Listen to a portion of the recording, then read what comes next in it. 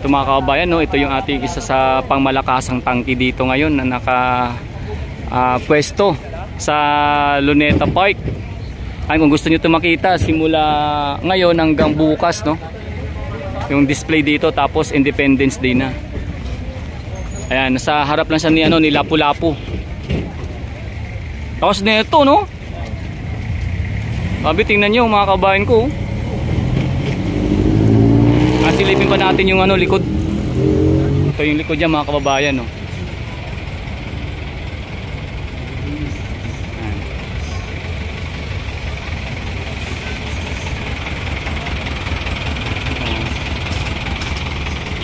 So kung gusto nyo po yung makita, dito lang po yan sa may Luneta Park. Nakapwesto ngayon tapat ni Lapu-Lapu. Ayan, sa pagsalubong ng Independence Day. Meron na ba siyang anti-landmine? In case na may madaanan siyang landmine, hindi siya basta-basta matitinag. Wala. Ang alam ko yung isa yung nasa SAP, yung hardboard vehicle nila. Yung nasa SAP na ano yan, alam ko meron yun. Yung galing din Israel. Ang kaganda nito sir, puro computerized na. Oo nga, nakita ko nga yung loob niya, yung sa mga pinapakita sa mga YouTube. Puro computerized na to. Ibig sabihin computerized na pala yan. Oo, hindi na siya manual. Pati maglulod ng bala sir, computerized na. Oh. Yung isa pa pala yung galing din sa Israel, yung M113.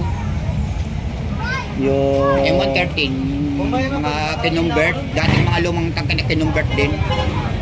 Matindi rin pala yun sir, no? Masaya ako pag nagkaroon tayo ng markaback. Alam mo, sabi pala ng Israel, in-interview pa sila. Naka-standby na pala yan. Ipapadala sana yan sa Marawi. Iniintay lang yung signal ng gobyerno natin. Kasi di ba battle to battle ang labanan doon. Kaya ipapadala sana ng Israel yun para makatulong. Kasi wala tayong battle tank eh. Kaya wala pa naman yan noon. Kadarating lang din yan. Kaya... Naulan kasi sayang eh, kasi para maano sana. Hindi, sana bukas wala na. Marami pa nagpapapicture dyan kanina eh. umaga kanina, maganda yung ito. Siyempre eh. Bihira yan, no? Minsan lang natin makita yan dito. Oo, minsan lang siya. Nakarang taon, wala naman yan. Ay, ibig sabihin, first time nyo talaga ipaparada, sir? Hindi, ano yan yung... Hindi ko lang po ang anniversary. Ay, ano yung Cybra, Indonesia. Hindi, galing yan ng Israel. Malakas yan. Ito, sir, ito. Oo, galing Israel yan. Oh. Kaya subok na yan sa mga labanan pag gano'n. Pero yung sistema niya halo-halo. Meron siyang ano... Yung kanya, sir. Meron siya ng... Elbit. Oo, meron siyang galing... Hindi, meron din siyang galing ng Spain. May galing siya ng ano yung... Iba-ibang ano, may kakabit sa kanya ng iba-ibang sistema. Ah, ito? Oo. Pero sa palagay mo, sir, mga gaano kalayo inaabot niyan pag umano? Pag bumuga ng ano, pumutok. Kasi 100 o 5 ba to, sir? 3,300 meters ang effective. Pero kung susukatin sa kilometro, nasa mga ilang kilometro.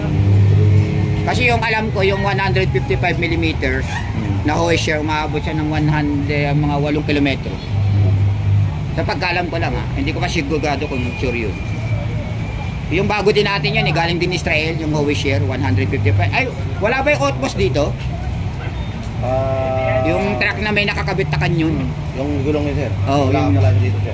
Sayang, hindi ko alam kung nandun sa parada, pero wala siguro. Abangan natin sa parada pala to. Kasi di gulong yun eh. Oo, di gulong hindi ganyan. Gano'n na, sir, pareha sila ng 105. Yung yun nga, pareho. Nakita ko rin yung mga ano na rin yung puro digital na rin yung. Ilan cylinder ting na ganyan sa parada? Yung, sir. Oo.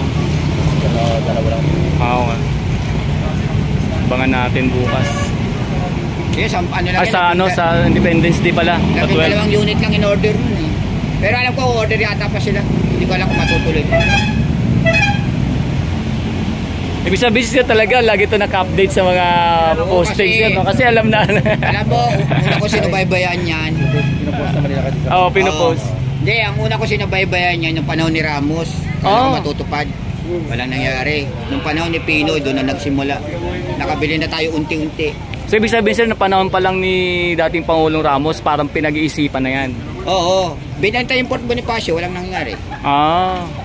Ngayon, ng panahon ni Pinoy, natapos na kasi yung AFP modernization ang ginawa niya, pinirma niya uli, duktong, hanggang 2020 ang visa nun.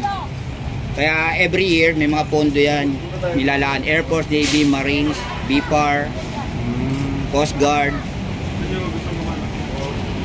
nilalaan ng mga budget, kanya-kanya sila kung ano yung mga pinakamalaki. Yung Maritime Patrol natin, dalawa yun. Isa pa lang ang dumating. Pero alam ko ngayong taon, dadating din pa yata yung isa. Ano yun, yung mga kahit malayuan, pwede nyo naka-update din siya, naka-update eh, no? Eh, sa bagay, pag pinupost nga naman talaga, pag nakapalo ka. Paano mo makikita sa YouTube niya Oo, kung nila i-post sa ano, no, di ba? Sa YT. Siyempre, kahit sabi mong, kumbaga, kung ano ka talaga sa ating bansa Pilipinas, lagi kang nakabantay, nakaantabay ka sa lahat, malalaman mo talaga yung kung ano na yung bago sa ating bansa, di ba, sir, no? Ganon yan eh.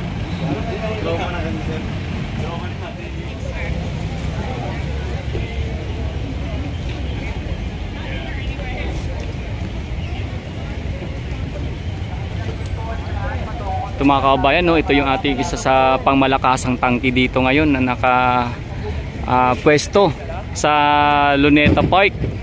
Ay, kung gusto niyo ito makita, simula ngayon hanggang bukas, no, yung display dito, tapos Independence Day na.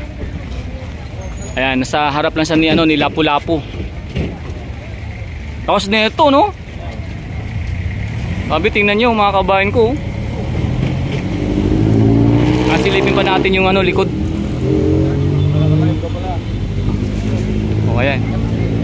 Bali, yung kanyang pangalan ay CPT Condrado Diap. Grabe, ayan. Tingnan nyo mga kabayan ko. Laki ng kanyon, laki ng tangke na yan.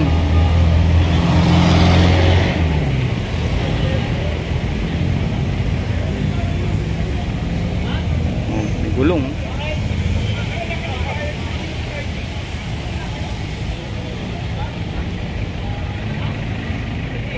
Tingnan natin yung likod.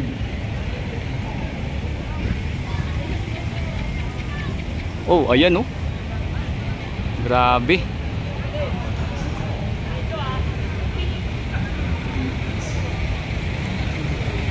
Ito yung likod niya mga kababayan, no.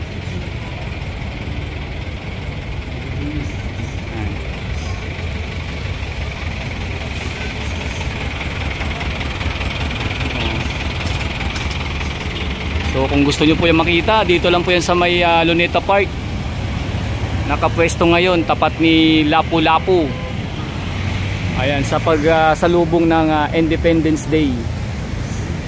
Sabi, pinagkaguluhan yan mga kababayan ko ng ating mga dito, yung mga namamasyal kahit naulan kanina. Ang dami na gano dyan. Ang daming nagpicture-picture kahit umuulan kanina.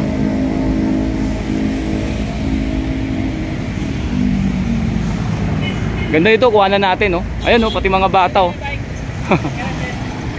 Tuloy-tuloy ka pa, ka, white eh. Oh.